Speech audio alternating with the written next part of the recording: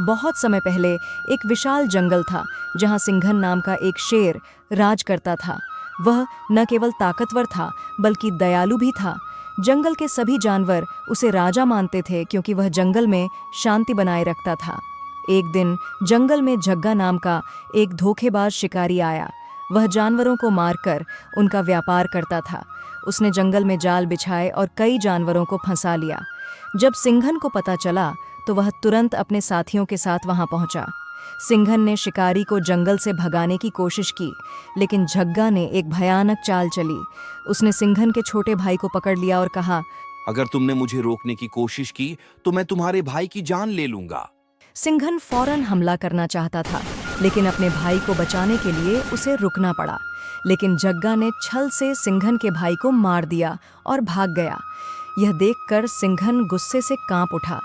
उसकी आंखों में आंसू थे, लेकिन वह कुछ नहीं कर सकता था। उस दिन से सिंघन का स्वभाव बदल गया। वह अब पहले जैसा शांत और दयालु नहीं रहा।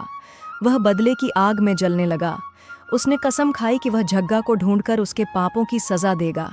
सिंघन जंगल के बाहर निकलकर इंसानों की बस्ती की ओर बढ़ा। वहां उसने जग्गा को खोजने की कोशिश की, लेकिन इंसानी दुनिया में प्रवेश करना आसान नहीं था। इसी दौरान उसकी मुलाकात टिम्मी नाम के एक छोटे लड़के से हुई। टिम्मी एक गरीब बच्चा था जिसके माता पिता को भी जग्गा ने धोखे से लूटा था।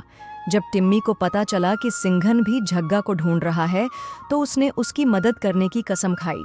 टिम्मी ने सिंघन को गांव में छिपकर रहने का तरीका बताया। धीरे धीरे दोनों में गहरी दोस्ती हो गई। एक दिन टिम्मी को पता चला कि जग्गा एक खुफिया अड्डे में छिपा है। वह सिंघन को वहां लेकर गया। सिंघन ने चुपके से अंदर जाकर जग्गा पर हमला कर दिया, लेकिन जग्गा ने पहले ही जाल बिछा रखा था। जैसे ही सिंघन ने छलांग लगाई, जाल उस पर जा पड़ा। जग्गा हंसते हुए बोला, मुझे पकड़ने आया था लेकिन अब खुद फंस गया, जंगल के राजा। टिम्मी यह सब छिपकर देख रहा था।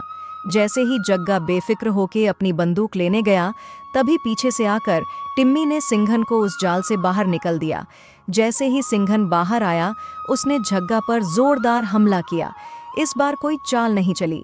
सिंघन ने जग्गा को हराया और उसे पुलिस के हवाले कर दिया। जग्गा के पकड़े जाने के बाद जंगल में फिर से शांति लौट आई। सिंघन वापस अपने जंगल में लौट आया, लेकिन वह अब बदल चुका था। बदला लेने के बावजूद वह जान गया था कि नफरत से कुछ नहीं मिलता।